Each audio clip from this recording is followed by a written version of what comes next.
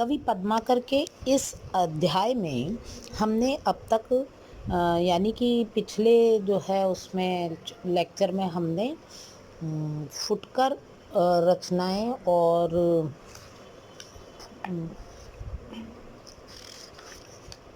रस निरूपण और फुटकर शीर्षक से हमने जो है लेक्चर दिया था और उसमें हमने रस निरूपण और फुटकर रचनाओं के पदसार पर बातचीत की थी।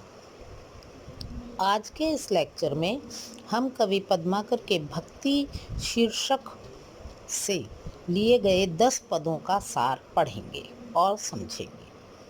तो भक्ति शीर्षक के इन 10 पदों का क्रमानुसार सार इस प्रकार है। प्रथम पद में शिव स्तुति और उनकी उदारता एवं दानशीलता का महिमा मंडन किया गया है, यानी कि शिव की पूजा और शिव की उदारता और शिव की दानशीलता का वर्णन कवि ने किया है।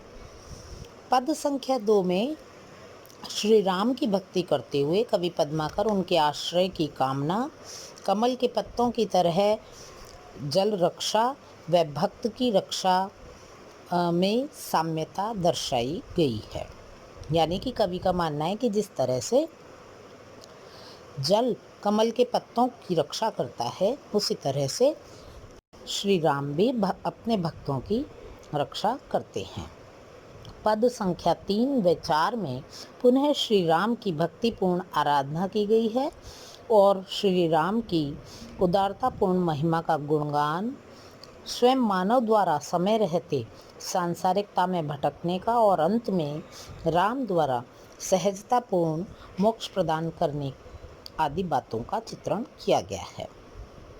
पद संख्या 5 में सीता राम की महानता का वर्णन और राम के नाम के स्मरण पर अत्यधिक बल दिया गया है। अब बात करते हैं पद संख्या 6, 7 और 8 की। इन पदों के अंतर्गत कवि ने स्वयं को पतित, अधम और अवगुणी मानते हुए श्री राम को पतित पावन सीताराम कहा है। श्री राम द्वारा गुणहीन व सर्वथा पापी और अयोग्य का उद्धार करने और अपना उद्धार करने की कामना जनित भावनाएं व्यक्त की हैं। अब हम आते हैं पद संख्या 9 व 10 पर। तो कवि ने भक्ति शीर्षक से लिए गए इन पदों में, यानी कि पद संख्या 9 एवं 10 में देव नदी गंगा की स्तुति की है। उन्होंने जीवन में किए गए दुष्कृत्यों, अधर्म जनित कार्यों को गंगा द्वारा समाहित करने और बदले में द्वार पर आए जन का उद्धार करने का अंतिम चित्रण किया है। और अंतिम यानी कि 10वें पद के अंतर्गत कवि ने देव, असुर, ऋषि मुनि और मानव मात्र को अपार सुख देने वाली, संतोष देने वाली गंगा माँ की पूजा और स्मरण का सजीव और हृदयग्राही वर्णन किया है। तो ये थे कवि पद्माकर के संकलित भक्ति शीर्षक के 10 पदों का सार की चर्चा।